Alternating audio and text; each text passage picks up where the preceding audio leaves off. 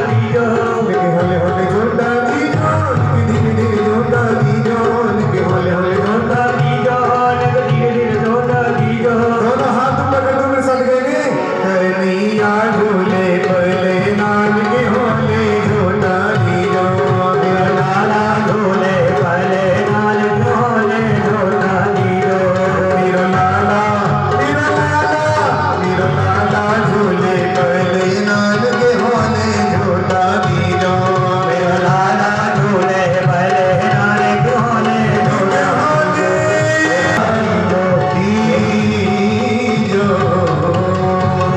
बोली नंद के लाल की। कन्हैया जी झूले में झूल रहे थे और इधर पूतना ने जैसे ही जाने लगी कन्हैया के पास, तो पहले कन्हैया कैसे देखा, हमारे लाला ने ऐसे देखा तिरछी निगाह से, और ऐसे देख के जैसे ही वो सामने आई तो कान्हा ने अपने नेत्र बंद कर लिए। जैसे नेत्र बंद कर लिए तो कई पूज्य संतों का, आचार्यों का ये कहना है कि पूतना जैसे ही सामने आई तो भगवान ने नेत्र क्यों बंद किए। पहला कारण कि दुष्टों का विनाश अगर करना था तो भगवान मानो मंगलाचरण कर रहे हैं। मंगलाचरण मतलब इंग्लिश में प्रिपरेशन, तैयारी, मारना है, मंगलाचरण कर रहे हैं। दूसरा, इसलिए नेत्र बंद कर लिए भगवान ने क्योंकि भगवान भोले बाबा का ध्यान कर रहे थे। ये भोले बाबा आज ये मुझे अपना विष पिलाने आई है और मैं तो आज माखन मछली खाने आया हूँ, मैं विष नहीं पीऊँगा। कुछ आचार्य चरणों ने ये भी कहा है कि सूर्य और चंद्र भगवान के दोनों नेत्र हैं, एक सूर्य और एक चंद्र। इसलिए भगवान कहते हैं कि अगर अपने नेत्र भगवान ने इसलिए बंद कर ली कि अगर भगवान की दृष्टि इसके ऊपर पड़ गई तो इसकी निर्वृत्ति हो जाएगी, इसका असली रूप सामने आ जाएगा। कई आचार्य चरणों ने यह भी कहा है कि वासना को देखना नहीं चाहिए। और जब इस प्रकार से संतों ने कहा है तो कन्हैया जी ने नेत्र बंद कर लिए। जैसे नेत्र बंद कर लिए तो यशोदा पूतना पालने के पास आ गई, बार बार लाला को हिलाए, अंगूठा हिलाए, पैर हिलाए, लाला आंखें न खोले। फिर पूतना ने क्या किया, जल्दी से लाला के पैर में नोच लिया और जैसी नोचा तो कन्हैया जी जोर से रोने लगे। उआ, उआ, उआ। इतनी जोर जोर से रोने लगे तो तुरंत कहने लगे पूतना, ओ यशोदा मैया, बैठे बैठे क्या कर रही है, जल्दी जा और जा थोड़ा सा अजवाइन और सरसों का तेल ला, इसके पेट पे मलूंगी, इसके पेट में दर्द है। और जैसे यशोदा मैया गई और मौका देखा, लाला को उठाया और 9-2-11 घर से भाग गई पूतना। और जैसे लाला को लेके भागे तो भागे भागे जंगल की ओर भागे जा रही है, भागे जा रही है, भागे जा रही है, अपने असली रूप में आ गई। असली रूप में आके पूतना ने देखा सब तरफ, अब कोई है तो नहीं, मुझे देख तो नहीं रहा। और पूतना घने जंगल में एक वृक्ष के पास, कई सारे घने वृक्ष थे, एक वृक्ष की छाया में बैठी और जैसे कान्हा को स्तनपान कराने लगी तो देवियों सज्जनों, मूल की बात क्या है कि पूतना ने जब कन्हैया को स्तनपान कराया अपना, तो उसके स्तन में जहर था।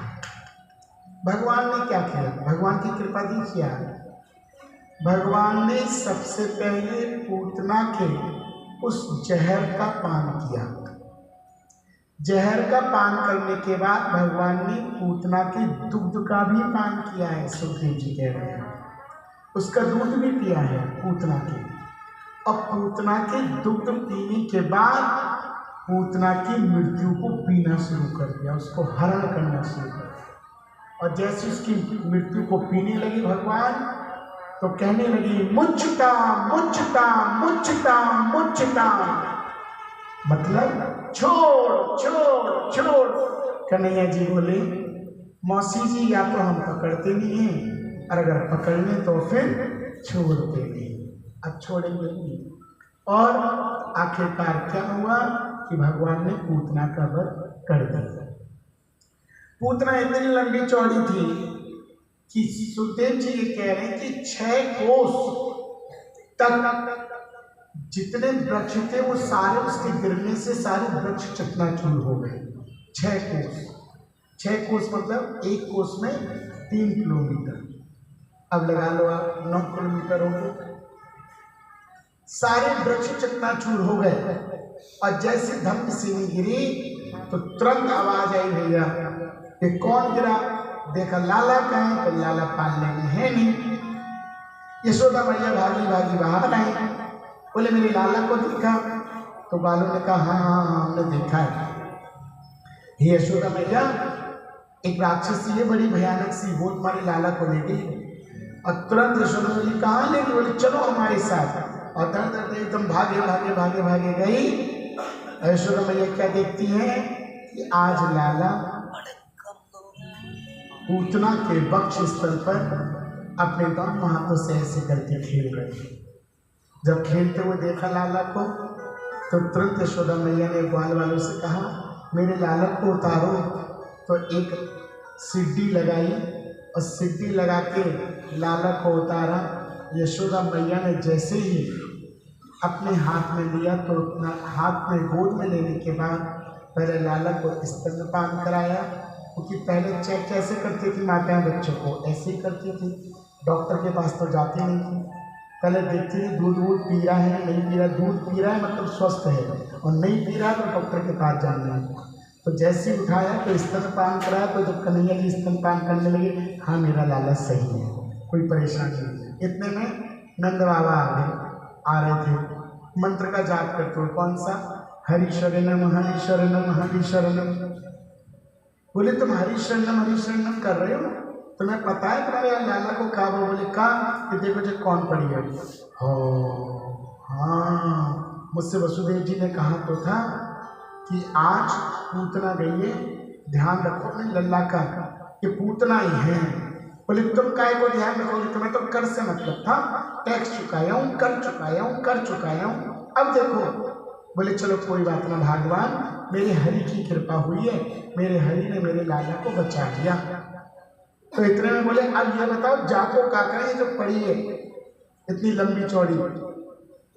तो यशोदा मैया बोली कुछ मत करो, सबको सहारा लो और सहारे लेके जो इसने जितनी भी लकड़ी तोड़ दी, क्योंकि 9 किलोमीटर लकड़ी टूट गई सब। बोले सारी समुदाय इकट्ठी करो, इसके ऊपर रखो और इसका यही अंतिम संस्कार कर दो पूतना का। तो जितने भी वृक्ष टूटे थे तो सबको उठा के वही पूतना के ऊपर रख दिया, और रखने के बाद उसमें जैसी चेतन किया देवियों। तो आज क्या कहते हैं सुखदेव जी, परीक्षित ने कहा कि हे सुखदेव जी महाराज, पूतना के जब अंतिम संस्कार हुआ तो पूतना के शरीर में से इतनी सुगंध क्यों? देवियों क्यों थी इतनी सुगंध? पहली बार पूतना काम भी उसका अच्छा नहीं, लोग बालनी थी, कुल भी उसका अच्छा नहीं क्योंकि राक्षसी थी, और भोजन भी अच्छा नहीं, मांस मदिरा का पान करती थी, खून पीती थी। तो ये बताओ उसके शरीर में से इतनी सुगंध क्यों? सोचिया बताते हैं कि इतनी सुगंध आ रही थी जैसे मानो किसी ने 50,000 अगरबत्ती लगा दी पूतना के मरने में। इतनी सुगंध चंदन की हो गई सब तरफ। तो सुखदेव जी महाराज कहते हैं कि आज मेरे लाला ने मेरे भगवान ने पूतना को आज वही स्थान दिया है जिस स्थान पे वो अपनी माँ देवकी और यशोदा को भेजेंगे। उसी स्थान पर भगवान ने उसी वैकुंठ में आज इस पूतना को भेजा है। बोलो राधे राधे। और आई किस लिए थी? कन्हैया को मारने, लाला को मारने। लेकिन भगवान ने कहा कि भले ही वो मुझे दुग्ध पान करा के मारने आई थी, वो भी विषैला दूध, लेकिन मैंने उसका स्तन भी पान किया था, इस नाते वो मेरी कौन हो गई? माँ। इसलिए आज अपनी माँ की मुक्ति, जहाँ मेरी माँ जाएगी उस स्थान पे ही पूतना को भेजूंगा, और पूतना को मोक्ष दिया। इसीलिए कहते हैं कृपा की न होती जो बात तुम्हारी, तो सुनी न रहती अदालत तुम्हारी। कृपा की न होती अदालत तुम्हारी, तो सुनी न रहती अदालत तुम्हारी। जन्म नक्षत्र आया, प्रभु का जन्म नक्षत्र। देवियों, आज मेरा एक कहना मान लेना, विदेशी हम लोग विचारधारा के होते चले गए, देसी छोड़ते चले गए। हम लोग अपने बच्चों का जन्मदिन डेट के अकॉर्डिंग मनाते हैं। जैसे मान लो कि सपोज मेरे बेटे का जन्मदिन है 10 जनवरी, 10 जनवरी को पैदा होता है, 10 तारीख को मनाते हैं। लेकिन मनाना कब चाहिए? तिथि के अनुसार, उसके नक्षत्र के अनुसार। आप लोग बहुत गलत करते हैं। नाती पोते का जिसका भी जन्मदिन हो, बच्चे का जन्मदिन हो, आप कृपया उसका जन्मदिन नक्षत्र के हिसाब से मनाएं। कारण खुद बताइए, कन्हैया का जन्म कब हुआ था? कौन सी डेट थी? अष्टमी थी। कौन सी? अष्टमी तिथि। भगवान राम का कब हुआ? नवमी को। तो तुम्हारे बच्चों का क्या होना चाहिए? तिथि के हिसाब से। इसलिए आप अपने बच्चों का जन्मदिन तिथि के हिसाब से मनाइए। इससे क्या होगा? उनके बच्चों की कुंडली में कोई भी दुष्ट प्रभाव नहीं पड़ेगा। राहु केतु किसी भी प्रकार की विपदा उनकी कुंडली में आ ही नहीं सकती, अगर आप उनका जन्मदिन तिथि के अनुसार मनाते हैं तब। लेकिन हम लोग क्या करेंगे? बच्चे मानते हैं, हम उस तिथि को मनाते हैं।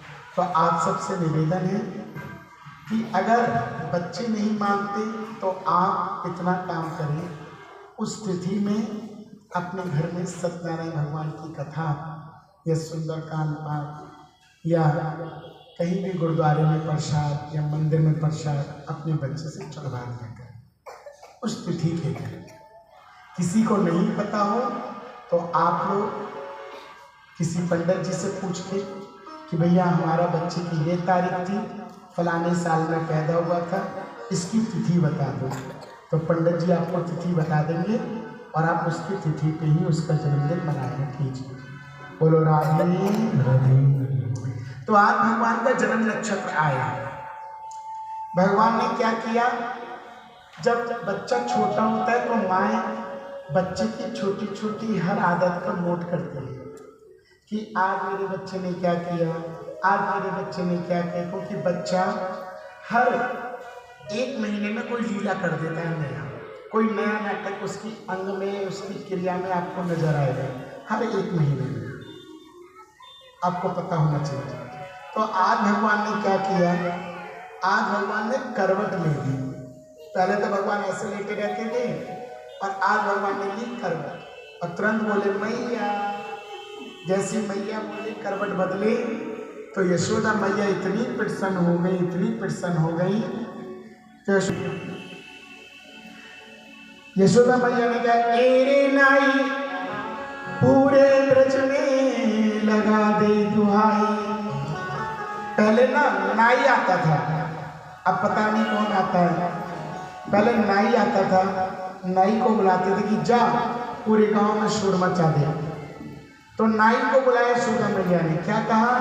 ओरे नाई पूरे ब्रज में लगा दे दुहाई। तो कहने लगे किस बात की ओ माई? बोले मेरे लाला ने करवट ली है। आज कन्हैया ने क्या किया है? करवट ली है। इस बात की दुहाई लगा दी कि मेरे लाला ने करवट ली है। जा सब में दुहाई लगा दे। यशोदा मैया कहती कह दीजो करवट बदलने को बुलवा है। अब जब पूरे ब्रज में दुहाई लगा दी तो सभी गोपियां सज सज के धज धज के सब पहुंच गई, सज धज के। और यशोदा मैया दरवाजा लगा रखी थी, लाला को पालने में झुला रही थी। इतने में लाला ने वो झपकी ली थी, आंख लाला की बंद हुई थी। इतने में गोपियों ने दरवाजे पे जोर से, ए यशोदा मैया खोलो, यशोदा मैया खोल, यशोदा मैया खोल। क्योंकि कन्हैया को कौन देखना नहीं चाहता है। गोपियां तो बहाना ढूंढती हैं कि हम कन्हैया को, और आज बुलावा आया तो और जल्दी पहुंच गई, खोल खोल। अब बेचारे लाला सोया ही था और जैसे दरवाजा बजा तो मेरे कन्हैया जी की आंखें फिर खुल गई और कन्हैया जी जोर जोर से रोने लगे। क्या हो गया, नींद में डिस्टर्ब हो गया।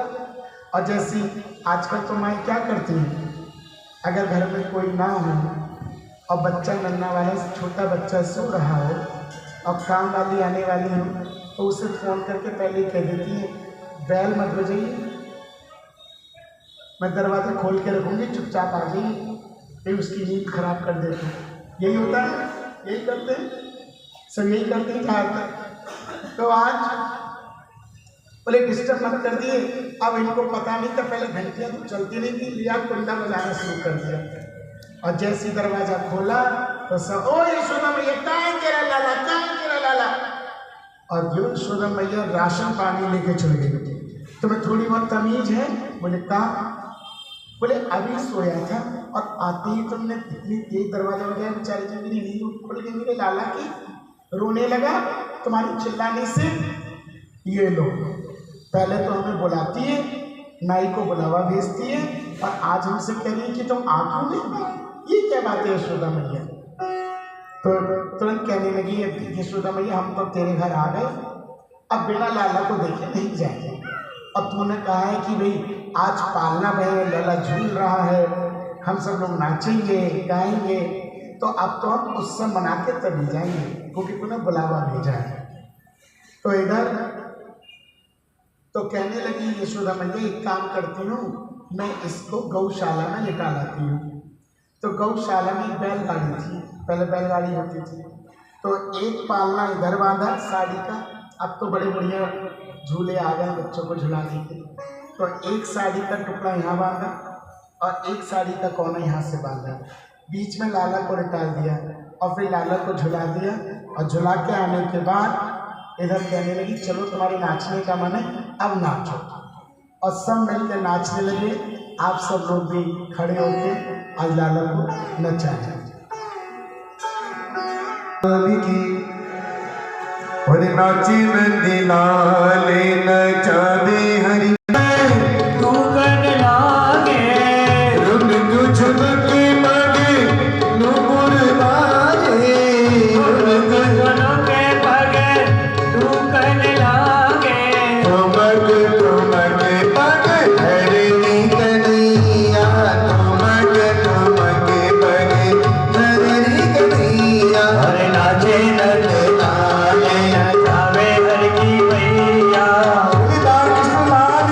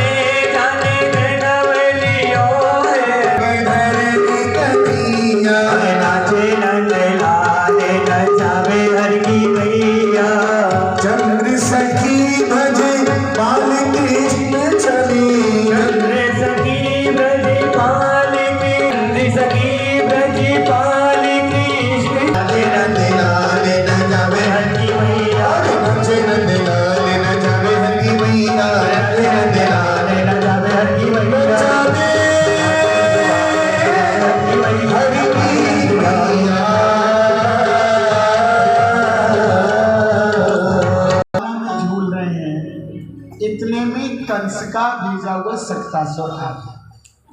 और जैसे ही कंस का भेजा हुआ सक्तासुर आया, आके बैलगाड़ी के ऊपर बैठ गया। भगवान ने कहा, अच्छा मामा जी आप भी आ गए। भगवान ने एक लात मारी और बैलगाड़ी के सहित सक्तासुर गोविंदाय नमो मारा गया। अब जो सारा कीर्तन था वो सन्नाटे में बदल गया। यशोदा मैया बाहर आई, क्या हुआ? तो क्या देखती हैं, बैलगाड़ी के अंचर पिंचर हो गए। लाला नीचे पालने में लेटे हुए हैं, धरती पर पड़े हुए हैं, रो रहे हैं। उठाया और लाला को उठा के तुरंत अपनी छाती से लगाया, वो पुनः स्तनपान कराया। और जैसे ही लाला ने स्तन पिया तो बोली है मेरे लाला सही है। और इतने में यशोदा मैया अपने कमरे में अंदर लेकर आई लाला को। और जैसे ही लाला को लेके बैठी तो बीच आंगन में बैठ गई लाला को लेके कन्हैया जी को। और आंगन में बैठ के लाला को स्तनपान करा रही थी तो कंस ने दूसरा राक्षस भेजा जिसका नाम था तृणाव्रत। तृणाव्रत क्या है? तृणाव्रत है बवंडर। जैसे पानी में बवंडर देखते हैं, किसनों ने बवंडर को देखा है? पानी में आता है, हवा में आता है, समुद्र में आता है, बवंडर आता है ऐसे देखा है। तो ऐसे तृणाव्रत आया बवंडर के रूप में और आने के बाद ऊपर घूम रहा था यशोदा मैया के महल के ऊपर, नंद बाबा के महल के ऊपर। यशोदा मैया स्तनपान करा रही थी, कान्हा जी ने स्तनपान करते देखा, अच्छा आप भी आ गए मामा जी, कोई बात नहीं थोड़ी देर रुको। यशोदा मैया स्तनपान करा रही थी। लाला ने कहा इनको कैसे मारूं, कौन सी युक्ति अपनाऊं? तो तुरंत कन्हैया ने क्या किया, अपना वजन बढ़ा लिया। स्तनपान करते करते वजन बढ़ाने लगे। और जैसे ही वजन बढ़ाया तो यशोदा मैया बोली लाला आज सारो दूध तू ही पी जाएगो, चल। इतना वजन को अपने बवंडर में उड़ाया और उठा के ले गया। घूमता घूमता लेके जैसे वृंदावन के घने जंगलों में ले गया ब्रज में, तो तुरंत पीछे मुड़ के देखा तृणाव्रत ने। क्या देखता है कि मैं कोई बहुत भारी कोई चट्टान तो नहीं उठा लाया, कोई बहुत बड़ी चट्टान तो नहीं है, वो भी काले रंग की मेरे पीछे। तो तुरंत कन्हैया जी ने उसके बाल पकड़ लिए और कन्हैया जी बोले कि सुन तृणाव्रत, जिसको तू चट्टान समझ रहा है ये वो चट्टान नहीं है।